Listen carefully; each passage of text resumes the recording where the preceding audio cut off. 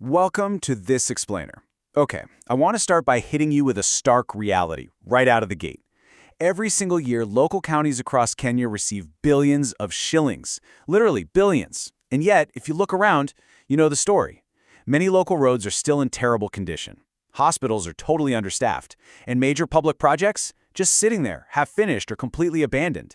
It's a massive contradiction. And it affects every single citizen's daily life. So I want you to genuinely think about this for a second.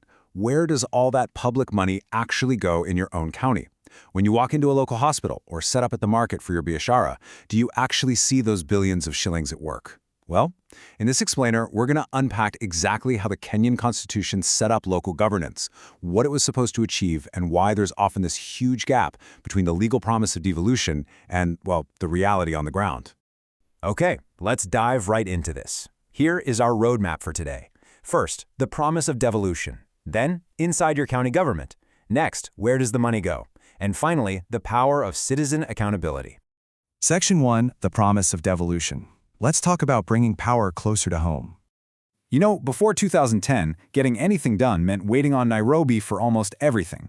Devolution was designed to change that completely, to bring maendeleo, or development, right to your doorstep. Simply put, devolution is the transfer of power and resources away from the national government directly into the hands of the 47 local counties. So instead of a highly centralized system where a small group far away decides what your specific community needs, devolution gives counties the actual money and the legal authority to manage their own local development. It's a real game changer. And this brilliantly illustrates the specific vision laid out in Article 174 of the Constitution. The objects of devolution aren't just administrative red tape, they are deeply democratic. The Constitution explicitly states that devolution is meant to give powers of self-governance straight to the people. It's designed to provide proximate, easily accessible services throughout Kenya, meaning you shouldn't have to travel miles and miles just for basic needs. And crucially, it aims to ensure an equitable sharing of national and local resources. The whole goal was to reduce inequality and recognize the right of communities to manage their own affairs. Moving on to Section 2, inside your county government. Let's look at who actually holds the power. Now, what's really interesting about this slide is how Article 176 of the Constitution balances that local power by splitting it into two distinct arms. On one side, you have the county executive. This is your governor, deputy governor, and their appointed committee members. They are the managers. Their job is to implement laws and actually deliver those local services.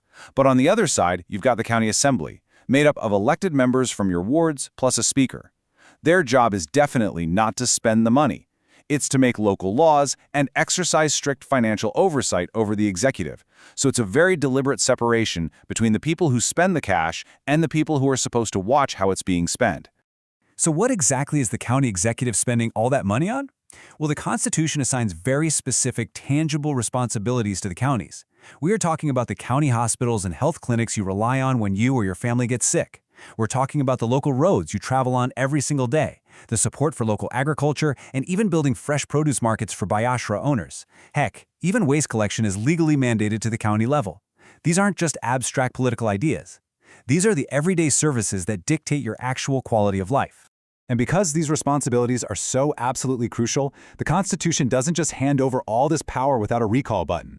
Under Article 181, there are strict mechanisms for removing top executives, like a governor if they drop the ball. A governor can actually be removed for a gross violation of the Constitution, for committing crimes under national or international law, or for abuse of office and gross misconduct. It's a powerful safeguard to make absolutely sure that those trusted with local power stay accountable to the law.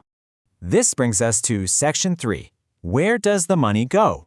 Let's follow the public funds.